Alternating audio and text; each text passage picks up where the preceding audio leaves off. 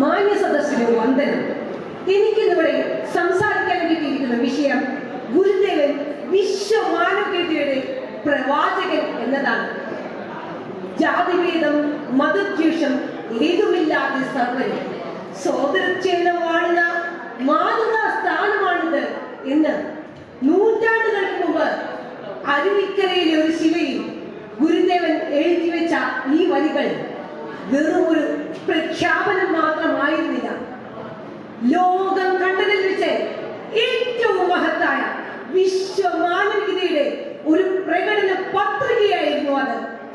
അതുകൊണ്ട് തന്നെയാണ് ഗുരുദേവനെ വിശ്വമാനവികതയുടെ പ്രവാചകൻ എന്ന് നാം വിശേഷിപ്പിക്കുന്നത്.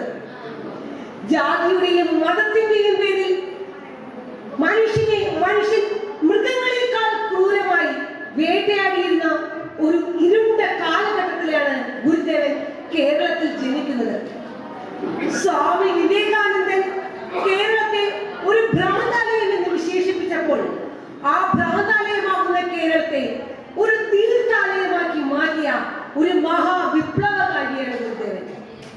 ഗുരുദേവന്റെ വിപ്ലവം ആയുധങ്ങൾ കൊണ്ടായിരുന്നില്ല, സ്നേഹവും കരുണയും ആത്മീയതയും കൊണ്ടായിരുന്നു.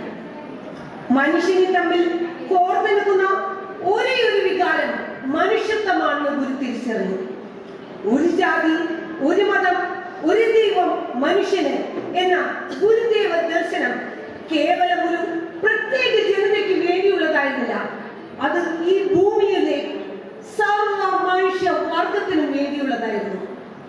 ജാതിയുടെയും മതത്തിന്റെയും പേരിൽ ഈ ലോകം മുഴുവൻ ചോരപ്പുഴകൾ ഒഴുക്കുമ്പോൾ മതം ഏതായാലും മനുഷ്യൻ നന്നായാൽ മതി എന്ന് പറഞ്ഞുകൊണ്ട് ഈ ലോകത്തിലെ സകല മതങ്ങളുടെയും സാരാംശം ഒന്നാണെന്ന് ഗുരു ജനങ്ങളെ ബോധ്യപ്പെടുത്തി.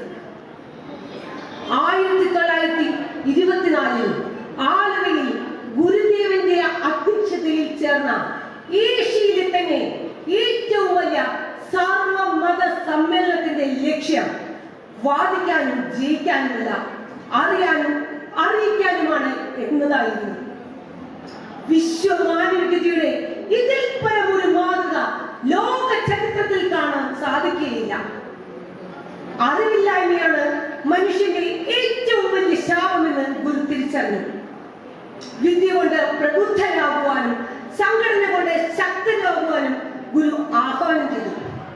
ക്ഷേത്ര നിർമ്മാണങ്ങളിൽ നിന്ന് വിദ്യാലയങ്ങളിലേക്കും വ്യവസായങ്ങളിലേക്കും ഗുരു ശ്രദ്ധ കേന്ദ്രീകരിച്ചു. പ്രായോഗികതയിലൂടെയാണ് ഗുരുദേവൻ വിശ്വമാനവികത പ്രാവർത്തികമാക്കിയത്. പ്രിയരെ, നമ്മൾ ഇന്ന് ജീവിക്കുന്ന ഈ 21ാം നൂറ്റാണ്ടിൽ ജാതിയുടെയും മതത്തിന്റെയും പേരിൽ പരസ്പരം പോരടിച്ചുകൊണ്ടിരിക്കുകയാണ്. ശാസ്ത്ര സാങ്കേതിക വിദ്യകളിൽ നാം ഏറെ മുന്നിലെത്തിയെങ്കിലും മനുഷ്യത്വം എന്ന വികാരത്തിൽ നാം ഏറെ പിന്നിലാണ്. അതുകൊണ്ട് തന്നെയാണ് ഈ കാലഘട്ടത്തിലാണ് ഗുരുദേവന്റെ ദർശനങ്ങൾക്ക് ഏറ്റവും പ്രസക്തിയേറുന്നത്.